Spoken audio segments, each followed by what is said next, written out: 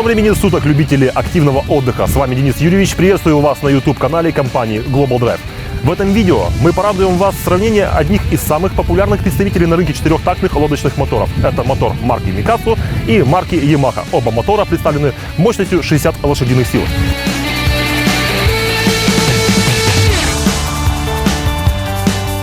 Mikatsu – мотор корейской марки, также имеющий четырехтактный четырехцилиндровый тип двигателя с системой зажигания EFI. Объем двигателя составляет 996 кубических сантиметров.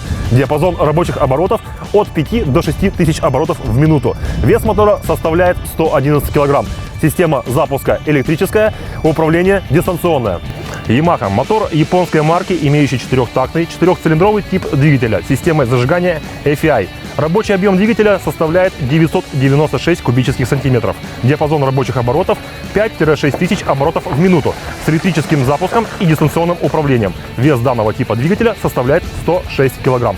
Как мы с вами видим, моторы крайне схожи друг с другом. Это неудивительно, ведь мотор Mikatsu произведен на основе технологий, внедренной в моторах марки Yamaha модели до 2016 года выпуска. Это говорит о том, что в них учтены все характерные качественные особенности, позволяющие добиться отличных эксплуатационных результатов. Поэтому мы решили сравнить эти моторы, так скажем, как два брата, но от разных матерей.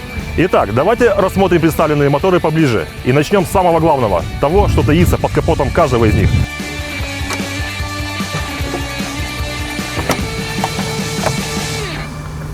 Пройдемся по топливной системе представленных моделей четырехтактных моторов. На Yamaha установлен топливный насос без контура охлаждения топлива, вдуваемого в камеру сгорания, в то время, когда в топливном насосе Mikatsu предусмотрено охлаждение топлива, что снижает риск перегрева двигателя во время работы. Стоит подметить, что в механизме более ранней модели Yamaha, которая была взята за основу при изготовлении мотора Mikatsu, эта технология учитывается.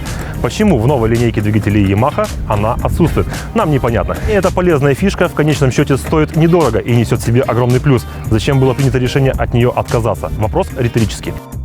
Прямо из насоса топливо поступает в предварительный топливный фильтр. На моторе Mikatsu установлен поплавок-контролер, и по всплывшему поплавку вы сразу определите, если в масло попадет вода, а значит убережете свой двигатель от поломки. В фильтре мотора Yamaha исключен поплавок, а значит вы не заметите попадания воды в масло, которое пойдет в топливный насос, а следовательно в топливную рейку и дальше всю топливную систему. Это может привести к тому, что мотор заглохнет и вовсе перестанет работать. Далее топливо проходит дополнительную очистку в фильтре тонкой очистки. Топливный фильтр тонкой очистки у Mikatsu расположен рядом с топливной рейкой. При обслуживании мотора он легко меняется, так как доступ к нему проще, чем у модели лодочного мотора Yamaha.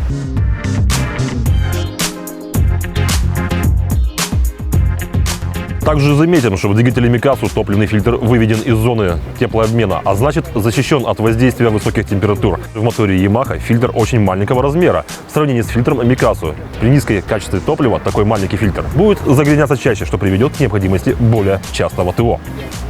После этого тщательно очищенное топливо проходит через топливную рейку. В Yamaha установлена пластмассовая топливная рейка, в то время как у Mikatsu она выполнена из металла. А мы с вами знаем, что топливо разъедает пластик. Также он изрядно подвержен влиянию высоких температур, а значит срок службы окажется дольше у алюминиевой рейки на моторах Mikatsu. Хотелось бы указать на размещение деталей обоих моторов. Топливный насос высокого давления на новых моторах марки Yamaha спрятан под впускным коллектором, что усложняет доступ к насосу в случае его продувки, прочистки или залитого некачественного топлива в топливный бак, с которым система очистки не сможет справиться. Чтобы сделать все перечисленное на моторе Yamaha, нужно для начала снять защитный кожух, который находится наверху, снять кожух стартерной системы. Только после этого появляется доступ к ниппелю, который расположен на верхней части. Добраться до него, не снимая декоративный кожух, просто невозможно.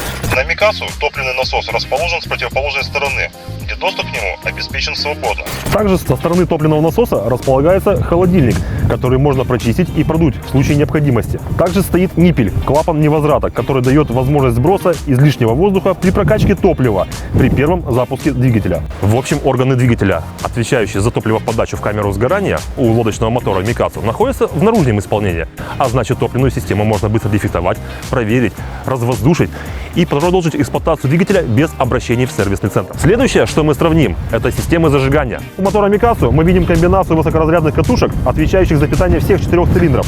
Выполнена она в форме прямоугольного корпуса с завальцованными углами. Из нее ведут 4 выхода на питание свечей зажигания. Реализовано это, насколько мы понимаем, не только для упрощения конструкции, но и потому, что нет смысла удорожать всю систему мотора. На работоспособность это никак не повлияет.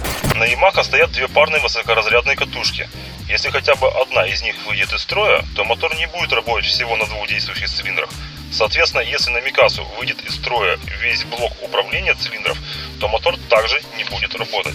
Поэтому, если смысл переплачивать за два устройства, внедренные в мотор, когда можно поставить одно, так или иначе, выполнять свои функции они будут одинаково, разница появится лишь в стоимости мотора.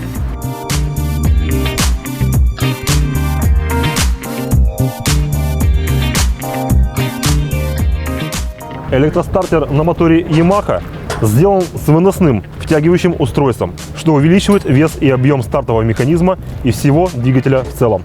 В моторе Микасу втягивающее устройство, поднимающее бендикс, находится в единой системе. Отличие есть и в лакокрасочном покрытии представленных моторов. Блок на Микасу имеет краску не только на поверхности деталей, но и на шляпах винтов. Многие из-за этого спрашивают, а что, мотор после сборки кто-то перекрашивал? Конечно нет. Краска на болтах может свидетельствовать о том, что после сборки лодочного мотора Микасу на заводе производителя все узлы были повторно подвергнуты окрашиванию лакокрасочным покрытием, чтобы мотор дошел до владельца прямо с завода, такой, какой он есть. Все прекрасно знают, что, открыв капот любой старой модели Yamaha, ее характерной чертой, отличием на рынке лодочных моторов, является ярко выраженный окрас крышки ГБЦ и блока цилиндров.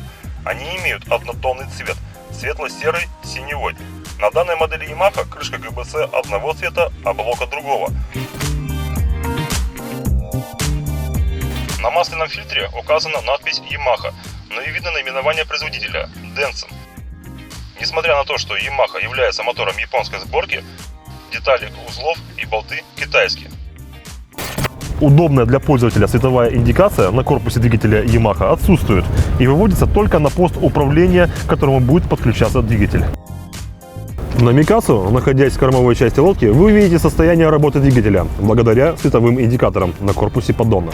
К тому же, если требуется эксплуатация данного типа двигателя для промысла, охоты и рыбалки, где полезная площадь палубы должна быть максимально пустая по длине и ширине, при румпельном управлении вся индикация будет у вас под рукой. Не потребуется приобретение дополнительного оборудования. Редуктора моторов аналогичны и полностью взаимозаменяемые. Также идентично качество проводки силовых узлов, как и в плане укладки проводки. Один другому не уступает. Изоляция на обоих моторах положена грамотно. На Yamaha, как и на Микасу, есть капроновые кожухи поверх топливных шлангов для их дополнительной защиты от внешнего воздействия. По итогу увиденного мы делаем вывод о том, что мотор Микасу ни в чем не уступает японскому мотору Yamaha и идет с ним наравне. Это и неудивительно, ведь двигателя абсолютно идентичны и имеют схожую технологию производства. Спасибо, что досмотрели наш обзор до конца. Вы можете рассказать в комментариях о том, каким мотором пользуетесь вы, и поделиться своим опытом, или оставить свои пожелания о том, обзоры какой техники вы бы хотели увидеть. Подписывайтесь на наш канал, мы обещаем еще много интересных обзоров и тест-драйвов. Также на наших страницах в соцсетях вы найдете много полезной информации и узнаете о деятельности нашей компании. Спасибо за ваше внимание. Глобал Драйв с уважением к вашему хобби.